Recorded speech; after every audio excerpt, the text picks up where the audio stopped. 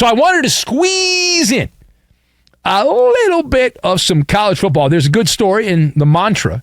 We have a lot of mantras. We have more mantras than listeners. But one of our mantras is to go where the news of the day takes us and go where the story is. And the story that caught my attention is out of GQ magazine. As you know, if you've seen my wardrobe, I am Mr. GQ here at Fox Sports Radio. People always compliment me on the shorts I wear, the sandals I wear. They're very impressed. Anyway, so this involves a Heisman Trophy winner. It has been assumed, you know what happens when you assume, that SC quarterback Caleb Williams will say bye-bye to the campus of the University of Southern California and will enter the NFL draft, the 2024 vintage of the NFL draft. He would, in this mostly consensus belief, he'd be the number one pick in the NFL draft unless there's some kind of scandal. But there is chatter, and there has been chatter, that says he doesn't want to play for the Arizona Cardinals. And so even though the Cardinals are doing everything they can to get Caleb Williams, they have not only their pick, they also have the Houston Texans pick. They're starting Josh Dobbs. That is a sign they want Caleb Williams. So anyway, with all that, there's talk that Caleb Williams wants nothing to do with Arizona. He's got a problem with Whataburger. I don't like cactus. He's allergic to sand. I don't know. I have no idea. But that's the word. And so you say, well, that's just chatter. That's just speculation. There's nothing to it. Well, now entering the chat, the father of Caleb Williams, who has decided to pour jet fuel all over that rumor. So the rumor now has life. If you did not hear, if you did not see this, and maybe you missed it, Caleb Williams' pops, the patriarch of the Williams family there, Carl Williams is his name, but you never heard that before. Carl Williams, the father of Caleb Williams. Boy, this guy's thinking he's on easy street, right? His kid's going to be the number one pick in the NFL draft. Cha-ching, cha-ching, cha-ching. Anyway, Carl Williams, get to the point, please. The father of Caleb gave credence. He backed up the conspiracy theory that Caleb Williams will forego the NFL draft to stay at SC. In this GQ article that was published this week, he mentioned Baker Mayfield and Kyler Murray, who both have ties to the USC coach when he was at Oklahoma, and pointing out that those guys were flops, and the theory is they were flops because they happened to be drafted by bad teams like the Cleveland Browns and the Arizona Cardinals. The quote was, I'll give you the quote verbatim from Carl Williams, quote, he, meaning Caleb, he's got two shots at the apple. So if there's not a good situation, the truth is he can come back to school. He then complained about the way the NFL is set up, where the worst teams are rewarded with the top pick, thus assuring the top players in college football will be forced to play for dog food teams. He did not use the word dog food. That is my contribution to this particular story. So let us discuss the question. What are the odds, the updated odds? What are the updated odds that Caleb Williams would actually skip the NFL draft and return to the University of Southern California? So MALLER Sportsbook odds on this, I'm going to set the odds at plus 290. Now that implies about a 25% chance. I've got Piggy Bank, Pied Piper, and decals. And we will combine all of these things together, and we are going to make a fruit salad. The only salad I will eat is a fruit salad. You know why? No lettuce was harmed to make a fruit salad, so that's why I will eat. All right, so number one.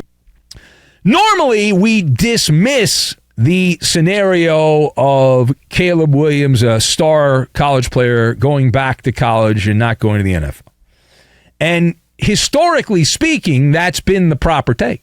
That's been the right take. You've been on the right side of the take when you've done that. But the landscape has changed now.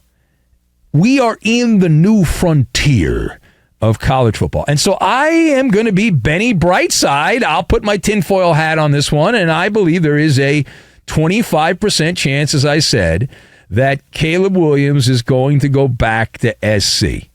He is not beholden to the NFL for a payday. He's been making pretty good money for a couple of years now. So there's no need to rush and get that NFL money.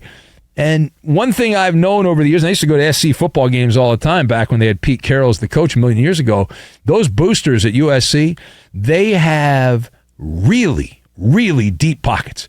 Man, are those pockets deep. Man, oh man. And they drive nice cars. They live in big houses. And they love to support the old college football team. And the players now, you can legally, it's all kosher, you can cut big checks to Caleb Williams. So Williams can stay with the Trojans, and he can get a piggy bank here, a piggy bank there, a piggy bank in the back, a piggy bank everywhere. And name, image, and likeness, a little birdie chirped in my ear that Caleb Williams, right now, to play quarterback at the University of Southern California, the student athlete, is making $3 million. About $3 million he's taking in this year to play college football. So either way, he's a made man. The only drawback, and there is a drawback to going back to college, the big money in the NFL is the second contract.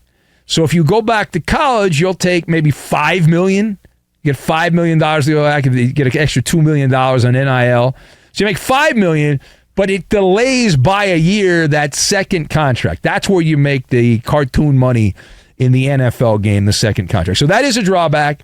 I also hate the redistricting, the gerrymandering of, I don't want to play for that team. I've always been of the belief, if you're good enough, if you're strong enough, if you're fast enough, it doesn't matter where you go. You will find a way to succeed.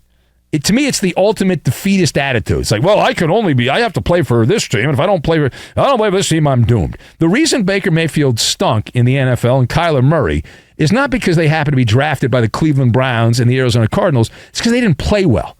It's not a coach's fault.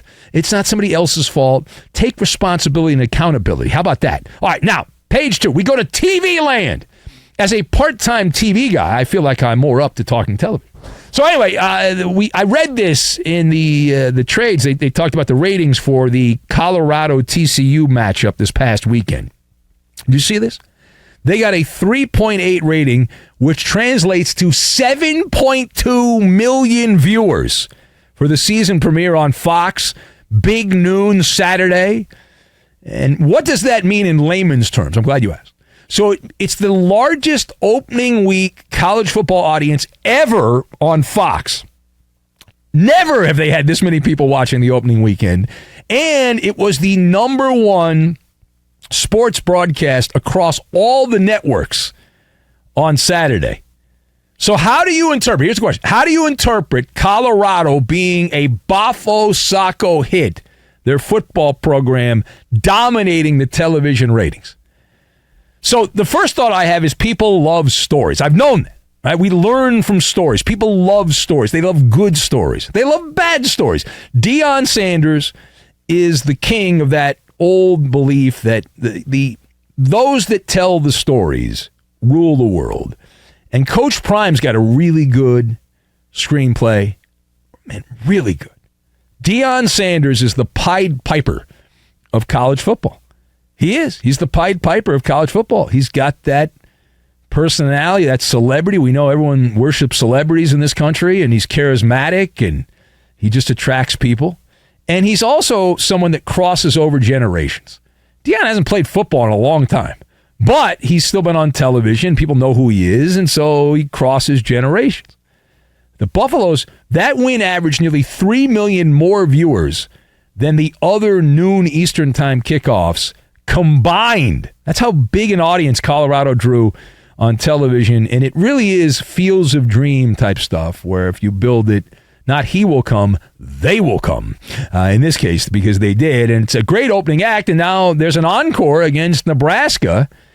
And how will Colorado do in the encore performance? Final point. Let's go to Columbus, Ohio. The Buckeyes. Did you see a former Ohio State quarterback unloading on the fan base of that institution? Yeah. Now, Kirk Herbstreit used to play quarterback for the Buckeyes back in the day. Wasn't very good. And he is attacking what he calls the lunatic fringe of Ohio State football supporters. This after the Buckeyes beat Indiana in a rather unmemorable 23-3 win over the Hoosiers. And if you didn't hear, I am not Kirk Herbstreit, but I will pretend to be. So Herbstreit went on a rant. He said they are out of their minds.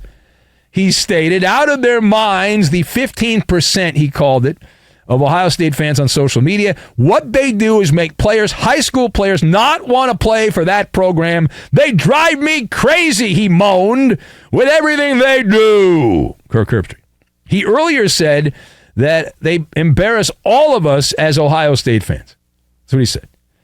So when it comes to Ohio State and the expectations and the lunatic fringe, as he calls them, are you on team Kirk Herbstreit or are you on team Buckeye backers? I'm going to go first. I stand with the Buckeye backers. I am on the side of the fan. And that's a bad job by Kirk Herbstreit on this one. In fact, I'm going to give these zealots that like Ohio State an extra decal. They get an extra helmet decal. You know that Buckeye leaf that they put on the helmet? Yeah, I'm going to give them an extra little Buckeye leaf sticker on their helmet. The diabolically partisan fan base of Ohio State, which I think is higher than 15%, that is the very essence of why you would want to play at a school like Ohio State. Am I wrong on that? It is a religion at places like Ohio State, Alabama, pretty much anywhere that's any good in the South. But Ohio State, Michigan, there's certain Notre Dame, SC, Oklahoma, there's certain schools. It's a religion. It's a little bit like a cult. But yes, that's what you want.